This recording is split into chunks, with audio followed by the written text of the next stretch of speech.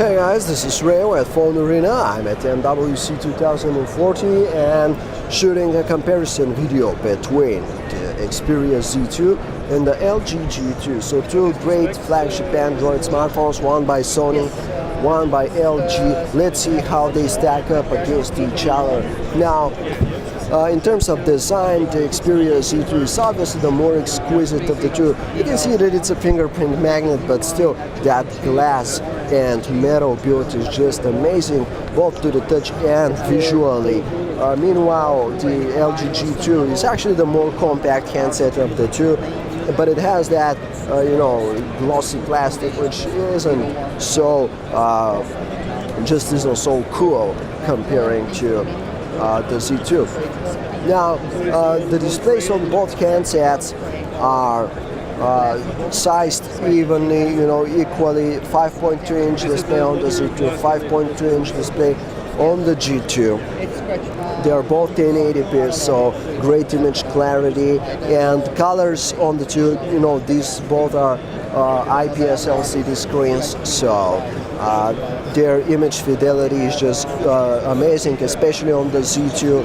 As far as I can see right now, it has great color saturation, so we're definitely expecting great things out of this display. Now, in terms of software running on both handsets, we have Android 4.4 KitKat running on both. No, I actually think on the G2 it should be just Android 4.3. Let me check that for you real quick. If not, the 4.4 update should be available soon. So, oh no, actually we're still with 4.2.2 here, but that's fine, We are not missing all that much, although the immersive mode that will be available out of the box with the Z2 is quite beneficial, though as I said, the KitKat update for the G2 should be available shortly. Now, the processors inside these two handsets are Snapdragon 821 and Snapdragon 800, so there should be a small performance difference here. The Z2 should be just a bit faster, hopefully, though. The difference still won't be probably all that big. The GPUs inside are the same Adreno 330, Adreno 320. You can expect both entertainment capabilities out of the two handsets, so both for gaming, for movies and all that kind of stuff, it's just gonna be great. The Z2 though should be just a bit more future-proof in that respect. In terms of software layouts here,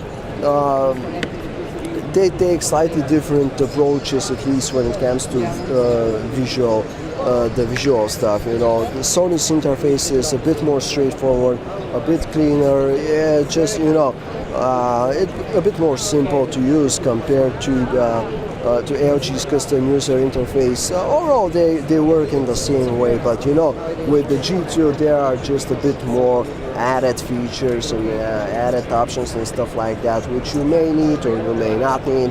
It depends, but overall, both are very good. The G2 is a bit more cartoony with regards to the UI, so, and the Z2 is a bit more mature in that respect.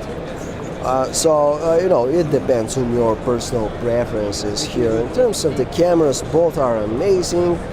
The Z2 has a 20 megapixel G-Lens Beyond 6 more RS camera, and on the G2 we have the 13 megapixel shooter, which is an excellent quality, but the one in the Z2 should surpass it, at least when it comes to those great those pictures taken in the great outdoors.